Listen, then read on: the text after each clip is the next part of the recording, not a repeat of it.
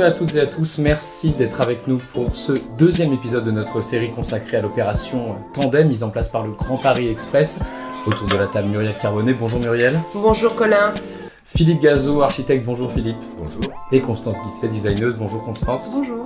Voilà, donc pendant une heure, on va échanger sur ce sujet. Je laisse la parole à Muriel. Philippe Gazeau, présentez-vous, présentez un petit peu votre parcours qui vous a mené jusqu'à l'opération Tandem de la gare de Villejuif-Louis-Aragon. Alors, je suis architecte, effectivement, donc maintenant, depuis de nombreuses années, j'ai réalisé un certain nombre de bâtiments un peu partout en France. J'ai la chance de pouvoir, l'agence a la chance de pouvoir accéder à une multitude de programmes assez variés. Donc, on fait à peu près tous les programmes possibles. Ça va des hôpitaux, au logement, au bureau, aux différents équipements scolaires, universitaires, etc., etc.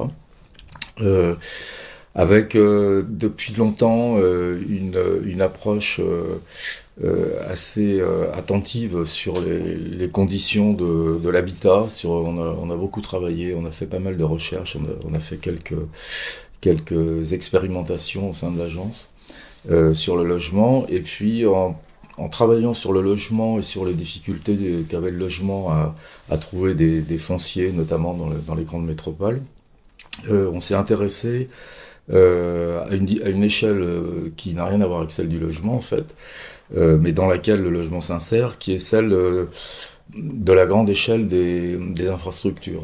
Et notamment, donc, on a eu la chance de faire partie de l'atelier international du Grand Paris, donc qui était cette grande réflexion d'une dizaine d'équipes d'urbanistes, d'architectes, de paysagistes, d'ingénieurs, de sociologues, sur justement ces problématiques métropolitaines. Autour de la question du logement et de la difficulté qu'il y avait aujourd'hui, depuis maintenant de nombreuses années, à trouver des solutions à la fois économiques, de qualité pour installer du logement dans les métropoles, ce qu'on appelle un peu les zones périphériques autour des grandes villes. Et dans ce travail, on a assez rapidement constaté que finalement ce qui structurait ces métropoles qui par ailleurs peuvent être assimilées à quelque chose d'un peu d'inorganisé, qu'on a du mal à structurer. Les réels éléments structurants de ces métropoles, de ces zones périphériques, c'est les infrastructures. Donc les infrastructures, c'est les autoroutes, les voies ferrées, les fleuves, les rivières, les grands centres commerciaux.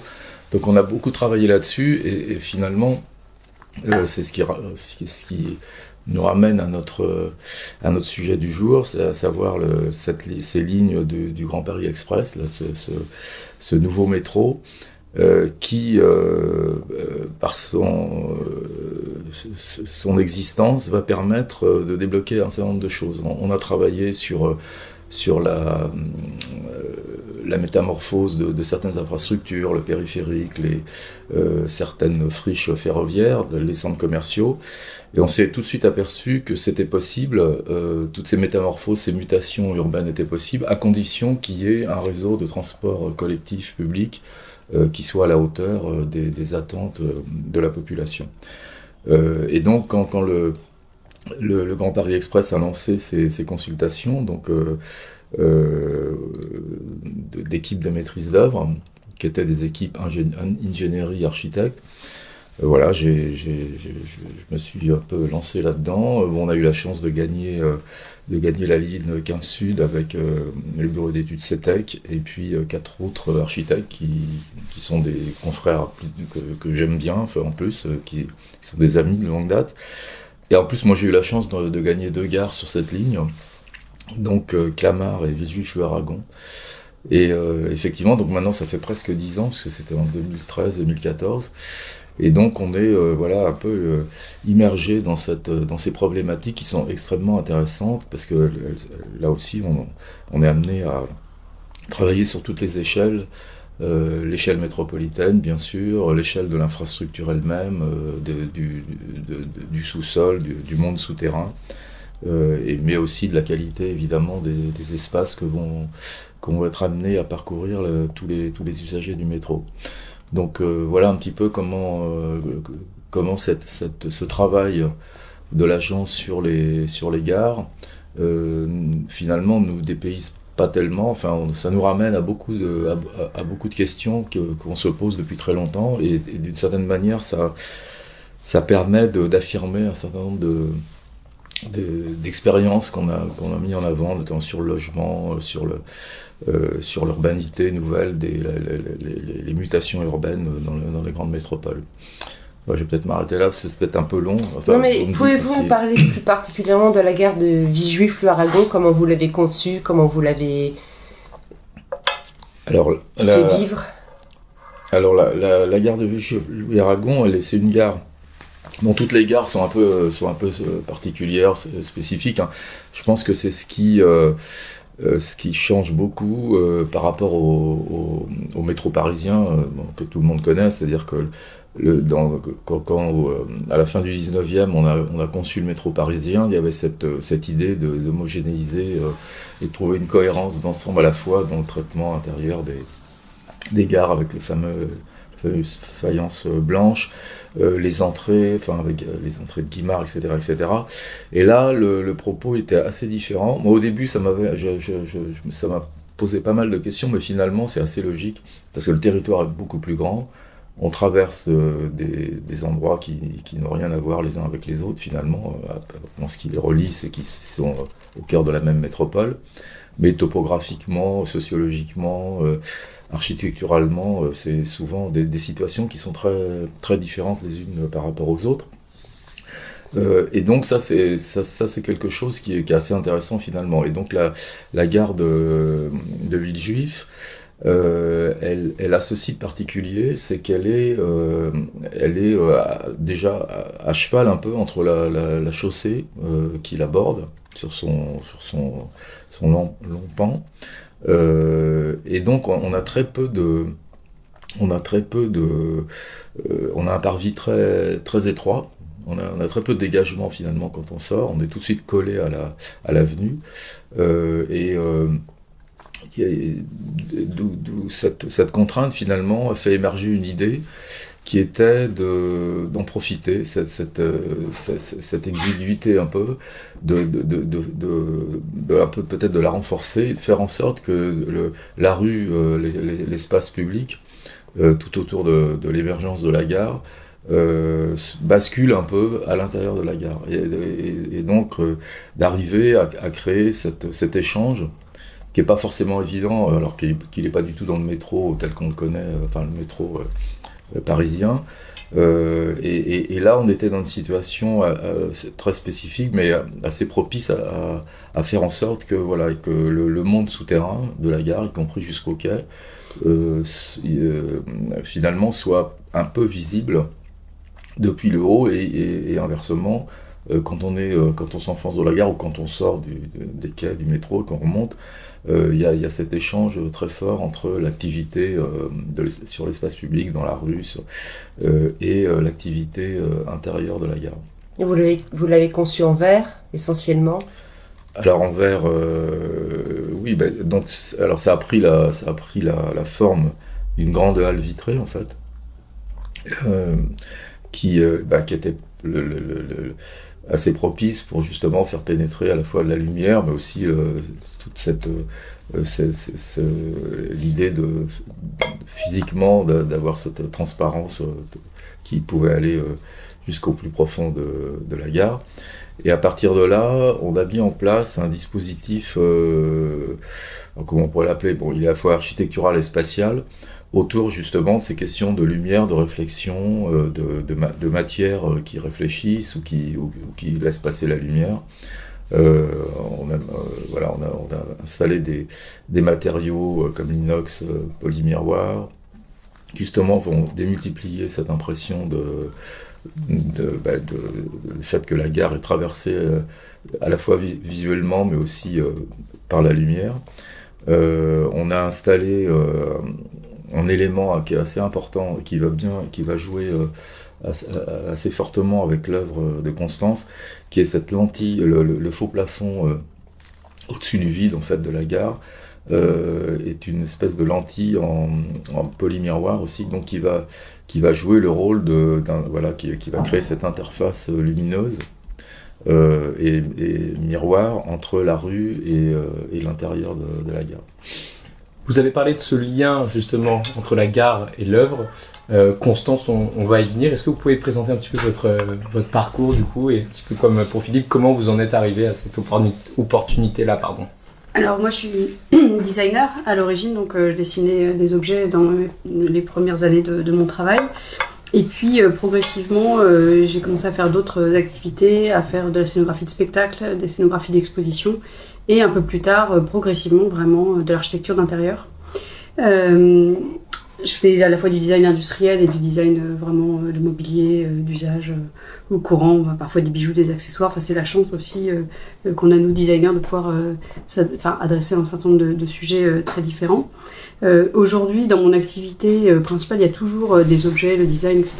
Et dans l'architecture d'intérieur, il y a beaucoup de projets avec des architectes où je viens m'insérer, alors là c'est pas exactement la même chose, c'est vraiment une œuvre, mais je viens m'insérer dans des bâtiments plutôt publics, des bâtiments qui sont parfois assez contraints. Donc par exemple là je travaille sur un tiers-lieu à Biganos avec l'agence Construire, je travaille aussi avec l'agence Pierre-Antoine Gatier sur des bâtiments historiques, et donc moi je fais des aménagements, donc je fais pas d'aménagement privé, mais j'essaye de travailler sur des projets qui sont vraiment ouverts à tous. Même quand je fais du design aujourd'hui, par exemple quand je fais les bancs de l'église Saint-Eustache, c'est parce que je considère que c'est un des endroits les plus ouverts qui soit, donc un endroit où on n'a pas besoin de payer pour rester et où tout le monde peut être accueilli.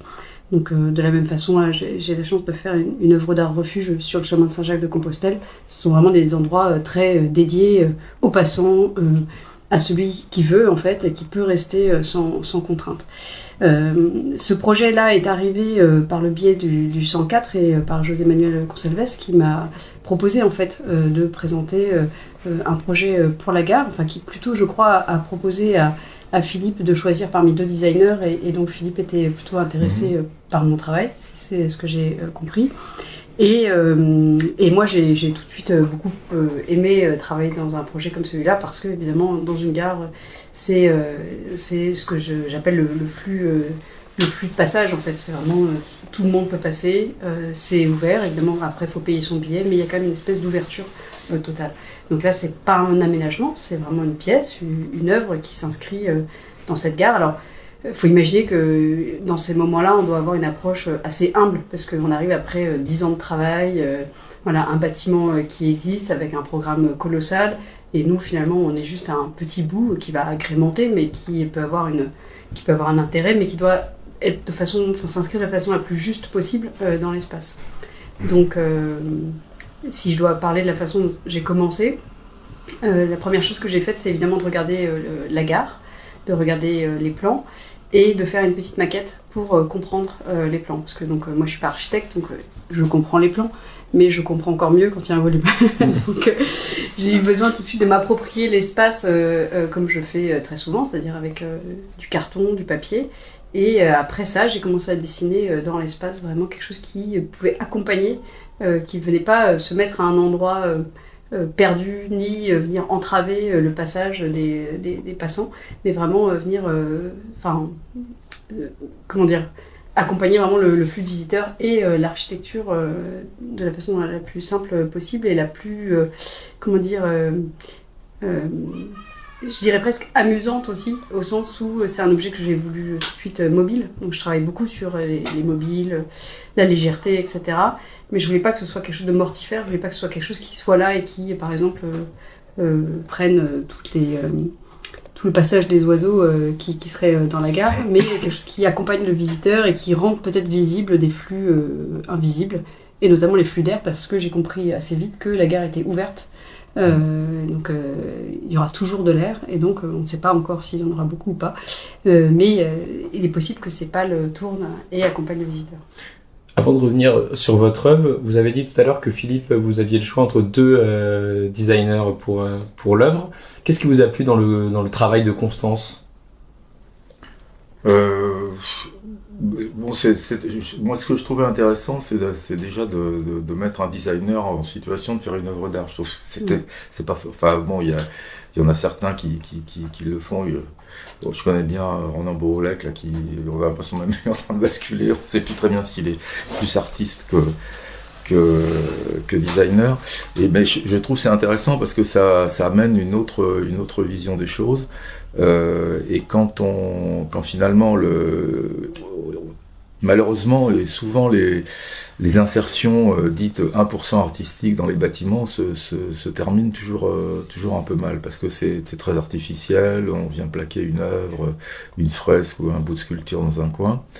Et alors peut-être que les designers qui finalement partent d'un autre point de vue qui est déjà enfin ils savent ce que c'est qu'un espace, ils savent ce que c'est des matières en lien avec l'usage, ce qui n'est pas forcément le cas d'un artiste.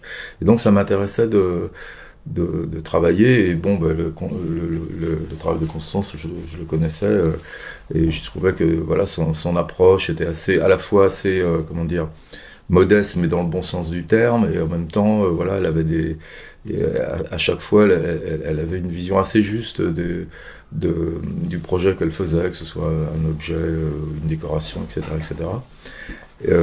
Et donc voilà, j'étais assez curieux de voir comment ça pouvait résonner, son travail pouvait résonner avec l'espace de la gare. Vous avez travaillé ensemble pour ce projet ou est-ce que Constance, vous avez travaillé plutôt seule? Comment ça s'est passé exactement? Un peu comme je vous le disais, j'ai commencé par faire une maquette, puis par faire des dessins en fait sur la coupe du bâtiment, sur ma tablette. Et puis assez vite, je suis allée voir Philippe. Je voulais pas arriver avec rien parce que je voulais quand même pouvoir avoir des choses et en même temps, je voulais d'abord l'écouter. Mais j'avais besoin, enfin comme assez souvent en fait, on a besoin à la fois d'avancer avec une forme de liberté, c'est-à-dire sans écouter pour commencer, écoutant soi-même son interprétation, et après, du coup, écoutant vraiment. Donc j'étais prête à rechanger complètement, et d'ailleurs j'ai fait des changements, on a discuté, et ça a amené autre chose, mais j'avais déjà quand même intégré le projet, intégré des désirs, et quand je suis allée voir Philippe, en fait, j'avais à la fois des débuts d'essai, et à la fois on a discuté. Et je pense que nos univers sont à la fois très différents, et en même temps, il y a quelque chose qui je l'ai senti, peut nous relier, c'est aussi l'intérêt pour l'art cinétique. Donc Philippe, il a déjà fait quand même ce bâtiment incroyable avec la façade qui bouge. Clermont-Ferrand, voilà. Il devait faire d'odontologie de Clermont-Ferrand. Et c'est vrai que moi, la cinétique, enfin moi j'ai fait mon mémoire sur l'illusion, alors évidemment ça peut prendre plein de formes, mais l'art cinétique est quelque chose qui m'intéresse énormément. J'aime aussi beaucoup à la fois la géométrie très stricte et en même temps une forme de liberté, donc je suis un tout petit peu entre les deux, et j'aime bien comme ça venir me mettre dans des projets, enfin je sentais qu'il y avait quand même un intérêt commun, et c'est vrai que le travail de miroir que fait Philippe dans l'espace, dont j'avais pas pris la mesure d'ailleurs jusqu'à la dernière réunion, même si je l'avais un peu compris, j'y reflète aussi c'est comme un double fond, quoi. C'est un peu une boîte magique en fait ce qui va se passer là, et donc ce que moi j'apporte en fait, qui n'est pas grand chose par rapport à l'ensemble du bâtiment, mais qui a une forme de présence, va bien s'inscrire là-dedans, je pense.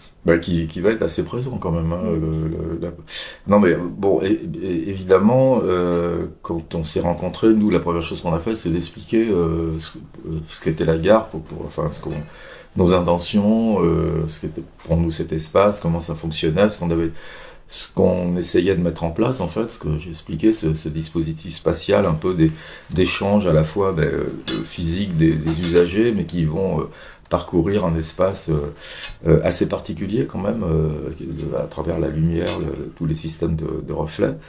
Bon, après, à partir de là, voilà, t'as su saisir. Enfin, moi, ce que j'ai apprécié, c'est que je pense que bon, t'as eu une intuition tout de suite. Il faut savoir que la gare, en fait, justement à cause de ces problématiques d'exiguïté de l'espace extérieur, l'espace public autour.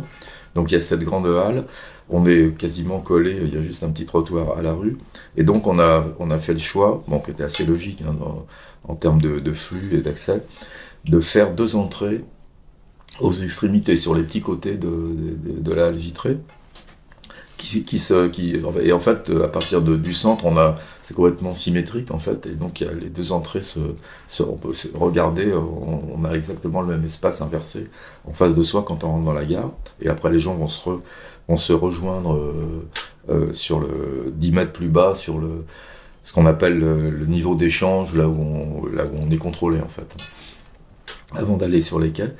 Et finalement, cette tension entre les deux entrées, les deux accès à chaque extrémité, bah, je pense que tu l'as assez vite capté, et ça a donné, finalement, enfin, si on voulait, évidemment, les choses sont toujours plus compliquées, mais on pourrait dire, bah, finalement, tu t'es dit, il faut relier ces deux entrées, et à la fois spatialement, voilà, visuellement. Et ça, ça paraît assez simple, mais bon, c'est pas forcément évident, parce que on avait eu deux artistes avant, hein, avec qui ça n'a pas trop, enfin bon, ça n'a pas trop marché. Et là, t'as tout de suite trouvé le truc qui me paraissait assez évident, quoi. Enfin, Et vous pouvez nous parler de votre mobile, justement, comment va-t-il s'inscrire, comment va-t-il apparaître aux usagers de la gare? En fait, c'est vrai que quand j'ai vu les plans, la maquette, que j'ai compris la coupe, que j'ai vu ce qui se passait, que ça descendait, qu'il y avait une passerelle au milieu, j'ai vu la symétrie et parfois les espaces asymétriques aussi, parce qu'il y a, forcément, il y a des choses décalées, on se descend d'un côté, pas de l'autre, etc. D'une part, et que d'autre part, moi, j'ai une exigence, par rapport aux choses intégrées dans l'espace. Il n'y a rien qui m'énerve plus dans un 1% que le problème d'échelle, en fait. C'est-à-dire ne pas être à l'échelle du bâtiment, ne pas comprendre, en fait, la géométrie du bâtiment, venir mettre son petit machin là ou là sans en avoir rien à faire, ni du calpinage, ni tout ça. C'est quelque chose qui, effectivement, peut-être parce que je suis designer et que je fais des aménagements et que parfois, moi-même, j'invite des artistes à faire des pièces dans les espaces, je trouve que c'est souvent ce qui manque, en fait. Pas comprendre le bâtiment, pas arriver Et ça, c'est quelque chose que je me force à faire parce que, en fait, il m'a semblé évident que ce qui était très beau dans ce bâtiment, c'était cette façon de relier, en fait, les flux en bas, de passer sous ces butons, en fait. J'ai découvert le mot buton, je ne le connaissais pas, à un endroit. On dit bien comme ça. Oui, c'est les éléments, en fait, c'est des poutres transversales qui empêchent les deux grandes parois qui plongent à quasiment 30 mètres de profondeur de résister, enfin qui permettent à ces murs de résister à la poussée des terres, en fait. Sans les butons, tout s'écrase. Et donc trouver son chemin à travers ça, en fait, et du coup la première chose que j'ai faite, c'est faire un petit collier de perles pour voir quelle était vraiment la chute d'un fil. Pour voir, en fait, parce qu'un fil, c'est trop... À l'échelle, ça marche pas. Donc il faut mettre du poids, en fait, pour voir quelle forme prendrait vraiment un fil tendu d'un bout à l'autre, pour voir s'il pouvait passer du haut du bâtiment à travers les butons jusqu'en bas pour accompagner et repartir de l'autre côté, comme une espèce de plongée et hop, je ressors par l'autre côté.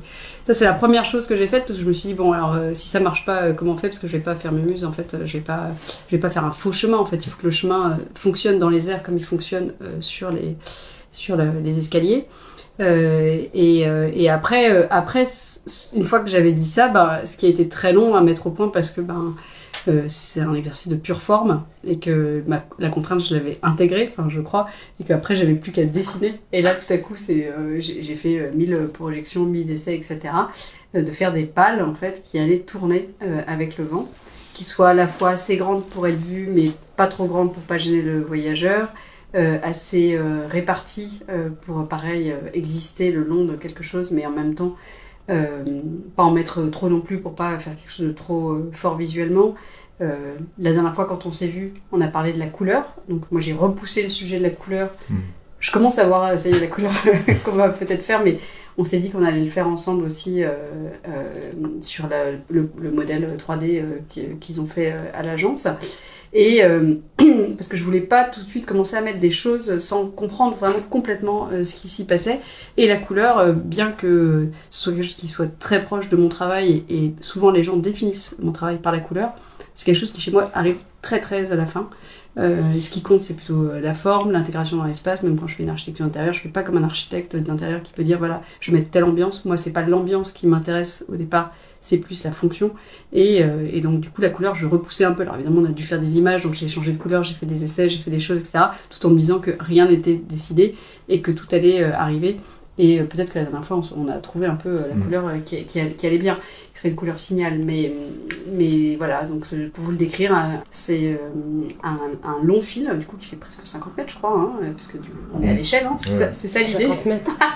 Mais en fait, le pari, c'était aussi d'être à la fois présent et quand même en retenue. C'est-à-dire que quand on est dans le bâtiment de quelqu'un, en fait, on peut pas prendre toute la place, voilà, ou alors il faut que ce soit fait en amont, faut que machin. Je trouve que il faut que ce soit fait ensemble dès le départ, ou que ça fasse partie même du projet. Mais arriver dans un bâtiment qui est déjà pensé, avec des miroirs, une installation partout, etc. Je trouvais qu'il fallait quand même avoir une forme de retenue et en même temps être à l'échelle. Et donc c'est quelque chose qui est très léger, donc un fil qui est assez fin finalement, qui va partir d'un côté, qui va arriver de l'autre, et sur lequel il y a une vingtaine de pales qui vont tourner au fil du vent. Voilà. Mais ça paraît assez simple, mais après techniquement ça pose un certain nombre de questions et ça a mis pas mal de temps pour les résoudre. Le ballon du fil, la manière de l'accrocher. Nous effectivement, pour nous il n'était pas question qu'on accroche aux deux extrémités, qu'on s'accroche sur notre lentille en polymiroir.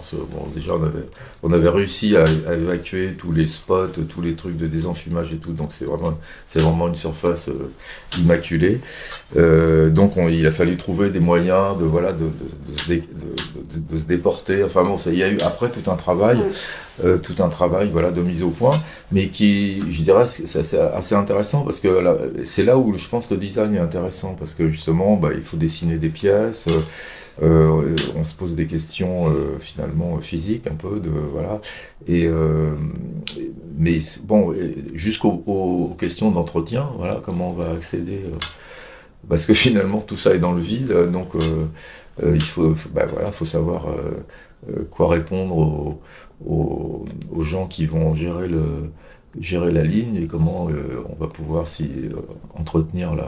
entretenir cette œuvre, et puis nos parois, nos habillages, les différents éléments de l'espace intérieur. Donc ça, finalement, et c'est ça que je trouve intéressant, c'est que la dimension, l'échelle de l'œuvre, finalement, est telle que on est obligé de se poser un peu les mêmes questions que pour l'architecture, quoi. Et ça, c'était assez intéressant. C'était la première fois qu'on sent que vous aviez autant de contraintes, on va dire, que vous deviez travailler vraiment avec ces paramètres-là. En fait, non, en vrai, je fais des projets sous maxi contraintes très souvent. Là, par exemple, je suis dans un concours pour faire un projet dans un hôpital qui va se construire. Je veux dire, je suis sous contrainte, quoi. Enfin, c'est pareil, même quand on fait un banc pour Saint-Eustache qui doit être réversible, empilable, c'est pas les mêmes échelles. Donc tout ça n'est qu'une question aussi de dialogue et d'écoute. En vérité, c'est d'autres types de contraintes. Mais finalement, moi, j'ai tout de suite compris que le plafond, il fallait pas y toucher. Je veux dire, je pense que là, j'ai écouté Philippe en parler, j'ai tout de suite compris. Hein, mais comme je fais d'autres projets, parfois, je m'intègre dans des bâtiments d'architectes, je comprends qu'ils retournent la façade à l'intérieur, je touche pas à ce retournement. Je veux dire, ça me semble être, enfin, il y a des gestes qu'il faut respecter dans chacun des projets. Je veux dire, moi, j'avais pas de problème à me mettre ailleurs et à trouver une solution. Je veux dire, dessiner une accroche, c'est pas grand-chose. Après, il y avait tout un sujet avec le BE, parce qu'il y a toujours des gens qui étudient et disent... donc là, bon, c'est toujours un petit peu une situation de discussion aussi, où donc le BE a toujours peur que ça bouge trop, moi j'ai peur que ça bouge pas assez, et donc on doit trouver des solutions, et nous de notre côté, et avec vous, et franchement on parle quand même la même langue, et donc ça je crois que ça c'est assez simple, enfin, même si on se comprend pas, enfin moi je comprends pas tout de ce qui m'est dit, je veux dire, je peux quand même mettre, enfin on est capable ici, il y a 3 architectes dans mon agence, on est capable ici de lire tous les plans, de comprendre tout ce qui se passe, et d'interpréter, de dessiner les pièces qui vont bien. On peut parler la même langue très facilement, donc non, c'est juste différent. En revanche, est-ce que j'ai déjà fait une œuvre de 50 mètres ? Je crois que non. et c'est vrai que c'est à la fois grand pour mon échelle, je vois bien que c'est petit pour l'échelle de Philippe, et en même temps, bon bah voilà, c'est le moment où ça se rencontre, et puis voilà. Donc là, l'opération tandem était parfaite, quoi. Architecte, artiste. Bah, ça s'est bien passé. Enfin, en tout cas, je vois aucun moment où... bien placé. Oui, il n'y a pas eu de... Non, parce que dans la mesure où finalement, tu as trouvé assez rapidement une solution qui me paraissait plutôt très pertinente, voilà, après on a tous poussé dans le même sens, quoi, pour y arriver. Effectivement, il a fallu convaincre convaincre les ingénieurs pour qu'ils essaient de trouver des solutions qui remettent pas en cause tout l'intérêt de le côté. C'est-à-dire qu'il faut que cet élément il reste simple. C'est-à-dire que effectivement il faut pas qu'il soit épaulé par plein de trucs techniques. Donc il faut que ce soit le plus simple possible. Mais je pense que là on est arrivé à quelque chose qui respecte ça. Et est-ce que vous trouvez que ce genre d'opération devrait être faite plus souvent, justement, à explorer un petit peu ce lien entre architecture, design? Est-ce que c'est quelque chose qui devrait être mis plus souvent en place? Est-ce que ça valorise vraiment le nouveau bâtiment construit? Moi, j'ai l'impression qu'il y a une question de timing qui devrait être parfois plus adaptée. Parce que ces choses-là arrivent, je veux dire, des 1%, ça existe, etc. Mais je trouve que c'est pas encore assez intégré, adapté, pensé en amont, etc. Et donc parfois, c'est le risque, effectivement, de venir plaquer quelque chose et que ça n'a pas de justesse, que ça vieillit mal, et que du coup, il y a des décalages d'entretien. Exactement ce qu'a dit Philippe tout à l'heure. On s'est rendu compte la dernière fois qu'on avait le même sujet d'entretien. Enfin, on le savait, mais sans le savoir vraiment. C'est-à-dire que moi, j'ai compris qu'eux, ils visitaient en fait quelque chose que je pensais pas qu'ils allaient visiter pour l'entretien du bâtiment. Le fameux buton. Oui. Le fameux buton. Et donc, quand on s'est rendu compte qu'ils visitaient les butons, on a vérifié quand même que notre façon de visiter nos espaces, enfin, soit on pouvait se coordonner, soit. Mais je veux dire, effectivement, c'est pas anodin, quoi. Il faut quand même qu'on puisse anticiper. Et c'est vrai que à la fois, je pense que c'est plutôt intéressant et ça amène autre chose. Mais il faut que ce soit fait de la bonne façon et puis aussi au bon moment, pas trop tard, je crois. Et combien de temps ça met pour réaliser ce genre d'œuvre? Ça met le temps qu'on nous donne, c'est-à-dire que là, typiquement, moi, je fais des projets parfois beaucoup plus rapides. Là, ça a pris son temps aussi parce que tout le monde avait du temps et parce que c'est un projet quand même sur le long terme, du fait de la construction du bâtiment aussi, en fait. Mais après, ça peut être plus rapide. Ça peut pas être non plus très très rapide, mais là, je sais pas, moi, j'ai pas une très bonne notion du temps, mais je crois qu'on a mis quand même quelques années finalement, mais parce qu'on a. Oui, ça aurait pu être plus rapide. Exactement. Enfin, chez moi, en tout cas, chez vous, c'est le temps d'un bâtiment. Oui, non, mais bon, et puis avec la Société du Grand Paris, il y a beaucoup de gens à convaincre. Il y a pas mal de gens qui doivent décider. Enfin bon, donc c'est un peu. C'est le temps long, là. Voilà, c'est ça. Faut aligner les choses. Enfin, faut s'aligner. Du coup, on fait des rendez-vous presque tous les 6 mois, je crois, un truc comme ça. De 6 mois en 6 mois, le temps passe. Est-ce que avoir une œuvre, savoir qu'il va y avoir une œuvre dans un bâtiment, ça peut changer votre préparation du bâtiment? Vous voyez ce que je veux dire ou pas? C'est-à-dire que savoir qu'il va y avoir une œuvre et qu'on peut imaginer une approche artistique d'un bâtiment, est-ce que vous, dans votre conception, vous pouvez un petit peu moduler cet espace justement pour être prêt à accueillir une œuvre? Ou c'est l'œuvre qui vient totalement s'adapter? C'est-à-dire que on pourrait concevoir les choses comme ça, mais en fait, là, en l'occurrence, pour ce projet, ça s'est pas passé comme ça. C'est-à-dire qu'on savait qu'il y aurait une œuvre, mais on connaissait pas. Au départ, quand on a fait les projets, on savait qu'il y aurait l'intervention d'un artiste, mais finalement, on connaissait pas l'artiste, ni quel serait le type d'intervention, type d'œuvre. Donc les choses se sont un peu inversées, c'est-à-dire que nous on a fait le bâtiment sans trop se poser, je dois dire, la question de où l'artiste pourrait intervenir. Et après il y a eu le choix d'une artiste, et c'est là où le dialogue a commencé. Voilà, donc on aurait pu faire autrement, c'est-à-dire on aurait pu faire le projet, t'aurais pu intervenir dès le début et on se serait posé la question. Mais se poser comme ça dans l'abstraction, de dire il va y avoir une œuvre je pense que ça c'est pas bien, parce que déjà l'artiste il est bloqué. Parce que si on lui dit voilà, c'est ton terrain de jeu, c'est ici, et pas évidemment il va vouloir aller à côté. Enfin, je pense que ça fonctionne pas. Soit on démarre tous les deux ensemble, soit nous on fait notre projet, on sait qu'il y aura un artiste, c'est pas. Et puis après, une fois que l'artiste est désigné, on essaie de voir comment faire une œuvre intéressante à partir du projet, quoi. Et d'ailleurs, si on le faisait plus en amont, en fait, moi j'attendrais que ce soit dessiné. Enfin, il y a tellement de contraintes dans un bâtiment. Oui, voilà, en plus. Je veux dire, je viendrais pas me dire dès le départ, attention, machin. En revanche, peut-être qu'on se verrait 2-3 fois pour que je comprenne un peu mieux le projet en amont, mais je veux dire, il y a tellement de contraintes dans le bâtiment, il y a tellement de choses à prendre en compte. Je veux dire, c'est évident que ça vient après, mais on pourrait discuter avant pour peut-être simplifier des accroches, des machins, j'en sais rien, des choses, Ouais. ou même pas. Enfin, là, en l'occurrence, je trouve que c'était assez fluide. Et puis, parfois, de voir le travail d'un autre, ça emmène ailleurs, en fait. Moi, ça m'a déplacée. Je veux dire, j'avais jamais fait ça avant. Je veux dire, j'étais contente de voir ce bâtiment et de m'y adapter. J'aurais pensé autre chose à un autre endroit. C'est certain. Je veux dire, c'est pas mon travail que je plaque là comme ça. C'est vraiment juste, je regarde et c'est vrai qu'on est inspiré par le lieu, hein, souvent. Mais à plein de moments, quand même, je me suis dit, quand j'ai vu des 1%, que ce serait bien de ne pas venir trop tard, en fait, sur les bâtiments, de pouvoir discuter justement comme on a fait, là, de comment on accroche, comment machin, etc., pour pas venir abîmer l'entretien, etc. Toutes ces choses, en fait, on a la chance de pouvoir le faire vraiment quand même assez tôt pour que ce soit possible. Pour revenir un petit peu plus globalement, une petite question un petit peu philosophique, on va dire, pour conclure cette discussion. Le lien entre l'architecture et l'art, c'est une question pour vous, Philippe Gazeau. Est-ce qu'il faut un côté artiste pour être architecte ? Il faut un côté créateur. Mais après, un bâtiment, c'est d'une certaine manière une création de l'esprit. Donc, mais c'est aussi un bâtiment qui va. C'est aussi une construction qui va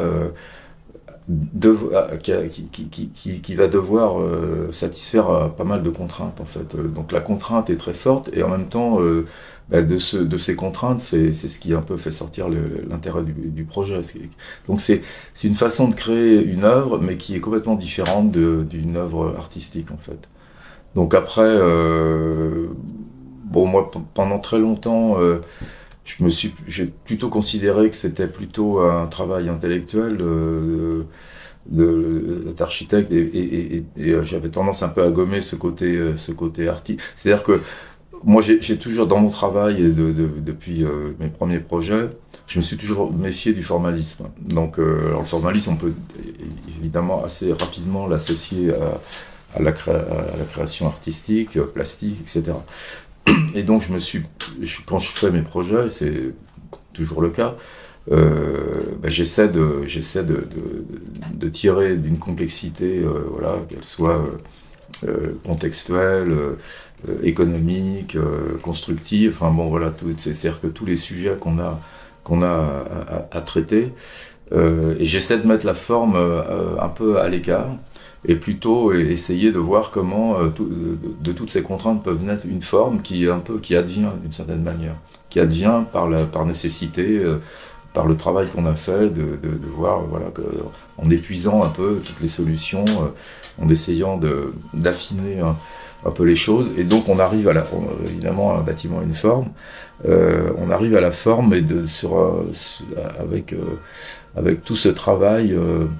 Alors là, qui est pour le coup, qui est un travail un peu à la fois conceptuel, mais qui est un travail sur la matière.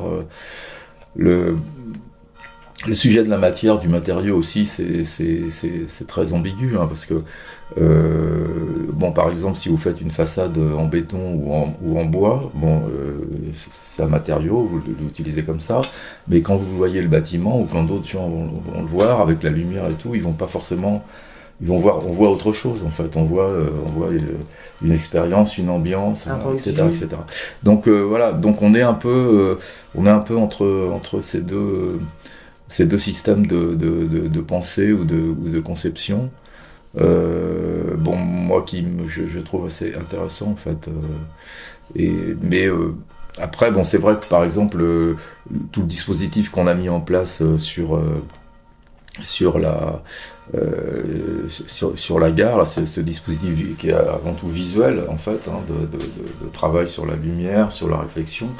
On pourrait l'associer à un travail artistique, bien sûr, mais en même temps, il est très ancré dans une réflexion liée à l'usage, à la qualité de l'espace, qui va être traversé quand même par des gens qui vont sans doute l'emprunter tous les jours, enfin plusieurs fois par jour. Donc voilà, c'est un peu cette ambiguïté qu'on a, qui fait que moi je me considère pas comme un artiste, non. Voilà, je suis architecte, il y a déjà beaucoup de choses à traiter. Et vous, Constance, vous êtes justement plutôt, donc, on va dire, du côté du prisme artiste, mais vous avez parlé aussi de design, d'architecture d'intérieur et beaucoup de contraintes. Est-ce que justement ces contraintes-là, des fois, ça casse certains élans artistiques ou c'est quelque chose que vous ressentez pas aujourd'hui? Effectivement, à l'inverse d'un plasticien, je travaille toujours sous contrainte. Donc, je pense que, je sais pas, beaucoup de designers se défendent d'être artistes. Moi, je pense que c'est quand même une pratique artistique appliquée. Peut-être que l'architecture l'est aussi, mais elle est appliquée et la contrainte façonne aussi le travail. Ce que je vous disais, que même quand je fais un espace, j'essaie de ne pas avoir une approche stylistique, par exemple, ce qui ne m'intéresse pas du tout non plus. En revanche, oui, la contrainte, c'est ce qui va aussi former. Mais j'ai lu récemment un truc qui m'a pas mal amusé sur la contrainte et justement la création artistique. Si je vous dis, par exemple, faites une phrase avec baleine et mer, vous allez me faire une phrase, la baleine nage dans la mer. Si je vous dis maintenant, faites une phrase avec baleine, guirlande, je sais pas moi, nuages et planète, tout à coup votre phrase va être différente et la contrainte va alors soit faire quelque chose de complètement absurde parce que ça marchera pas, soit à l'inverse vous faire quelque chose de différent, ça va vous déplacer. Ce que je trouve intéressant justement dans la contrainte, c'est que souvent ça nous déplace en fait. Je veux dire, ça oblige parfois à être plus malin. J'aurais pas pensé à faire une phrase avec baleine, guirlande, nuages et peut-être que vous allez faire quelque chose de très intéressant. Peut-être que ça le sera pas, peut-être que la contrainte est trop forte, etc. Mais peut-être que ce sera intéressant et ça vous emmènera ailleurs dans un autre univers et vous aurez imaginé un autre monde. Et par exemple là même quand je travaille sur des projets comme l'hôpital, des projets de circulation qui sont hyper contraints, je me dis souvent que si je traitais ça de façon simple, voilà, utilitaire, et j'arriverais à quelque chose qu'on connaît déjà et qui n'est pas toujours très réussi, et que du coup ça m'oblige à être encore plus dans la réflexion, dans la recherche, comment je m'intègre autour, une approche quasiment intellectuelle. Donc par exemple là, oui, je lis des livres sur l'hôpital, en fait, sur ce que ça veut dire le soin. Quand je fais un travail sur du mobilier funéraire, en fait, je lis des livres sur la mort. Enfin, ça a l'air complètement idiot, mais même si ça m'apporte rien à la fin, même si ça va rien donner, en fait, j'essaye quand même de regarder plus largement pour voir comment je peux faire. C'est différent quand on fait une chaise ou autre, c'est des contraintes plus techniques, mais la contrainte, effectivement, nous oblige, nous pousse à essayer de faire mieux. Alors parfois, oui, bien sûr, si vous me donnez le même couloir pour un hôpital et le même couloir pour un hôtel, d'un côté, ça va peut-être avoir l'air plus incroyable. Je peux vous faire un truc un peu fou, en fait, vous faire vivre une expérience. Normalement, on devrait savoir faire ça. Et en même temps, à l'hôpital, en revanche, au regard des contraintes, peut-être que vous allez passer un meilleur moment. Et ça, c'est aussi une des récompenses, en fait. Et finalement, pourquoi on fait ça? Pourquoi on fait des espaces, des objets? Pourquoi on fait des œuvres? Parce que là, c'est effectivement une œuvre, mais c'est une œuvre appliquée à un bâtiment. C'est pas une œuvre de plasticien, même si, évidemment, comme souvent des designers ou d'autres, j'ai une pratique de dessin, de petites sculptures, de choses, voilà, à côté. Mais j'estime que c'est pas ça mon travail, en fait. Ça nourrit mon travail. Mon travail, c'est celui qui est engagé autour des objets d'usage et des aménagements d'espace pour l'usage.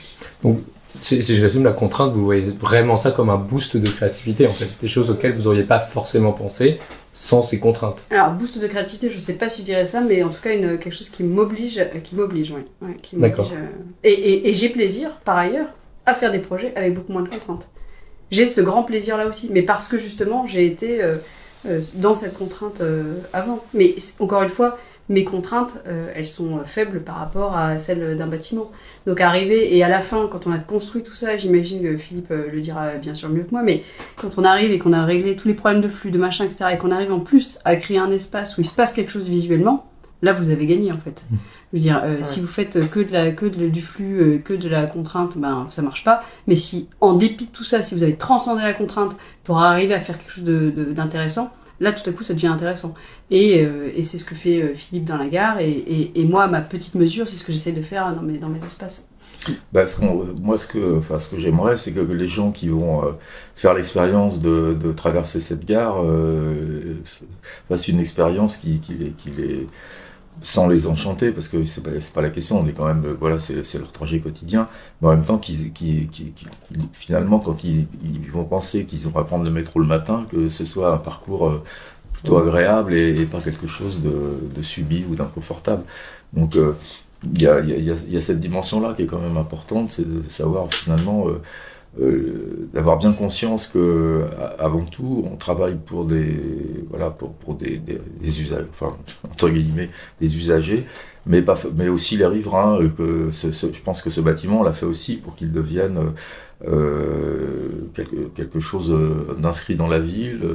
Je pense que ça, c'est important. Ça c'est une des dimensions, je pense, intéressantes du projet plus général, plus global du Grand Paris Express. C'est finalement ces gares vont devenir des lieux un peu à la fois d'activité, de concentration urbaine, d'attractivité. Et bon, il faut faire en sorte que les gens soient fiers de leur gare. Comme moi, on a fait pas mal de collèges. J'aime bien que les collégiens soient fiers de leur collège, comme moi quand j'étais lycéen ou collégien. Voilà, il y a des collèges que j'aimais pas et d'autres où j'avais envie d'aller parce que je trouvais l'architecture intéressante, je trouvais le lieu stimulant. Donc avant tout, on travaille pour ça en fait. C'est une expérience en fait. Eh bien, voilà, en fait, nous, on produit des expériences. Alors, c'est des expériences sensorielles, visuelles, mais effectivement, mais l'expérience sur il y a plusieurs thèmes, donc qui est une expérience physique, visuelle, plastique, spatiale, et qui, pour moi, est plus intéressante que le travail sur la forme. Donc, j'arrive à la forme en réfléchissant justement à toutes les expériences qu'on va pouvoir proposer aux gens qui vont traverser le bâtiment ou l'occuper, et pas à partir d'une forme. Bon, ça c'est aussi c'est peut-être aussi des problématiques qui ont surgi il y a je sais pas 10 ou 20 ans, enfin peut-être un peu plus maintenant, donc 30 ans dans l'architecture, quand on est sorti un peu du formalisme du mouvement moderne, de l'architecture moderniste, où la notion de composition formelle était très très importante. Et effectivement, moi je suis d'une génération, on a un peu remis ça en cause, parce qu'on trouvait on arrivait un peu à des impasses par moments, où le formalisme aboutissait à des choses qui n'étaient pas forcément très intéressantes pour l'usager, justement. Et donc on s'est plus posé la question de l'ambiance, de l'expérience, mais à partir justement de dispositifs qu'on allait mettre en place et qui allaient changer finalement l'expérience des gens, l'expérience du quotidien des gens. Franchement, ça va être pas mal, hein, enfin sans vouloir, non mais parce que on s'est vu la semaine dernière, ouais. Là, et puis maintenant on a une maquette et tout, on peut un peu mieux visualiser les effets, et je pense que ça va. Je pense que Constance a pris la bonne dimension du bâtiment, et par rapport à ce que je viens de dire, je pense que ça va marquer les gens. Je pense ça, si on arrive à ça, c'est bien quoi. Si les gens sont contents d'aller voir, de rentrer dans cette gare, pas simplement pour prendre leur métro tous les jours, mais parce que ils vont vivre un truc, un moment il y a un peu d'émerveillement, je pense qu'il va se passer. Je pense que ce sera pas mal. Ouais. Eh ben, merci beaucoup en tout cas d'avoir accepté de jouer le jeu de cette interview croisée. Merci vraiment beaucoup. Hein. Philippe Gazeau et Constance Bisset pour la gare donc, de Villejuif, Louis Aragon, fin des travaux dans 1 an et demi, c'est ça à peu près?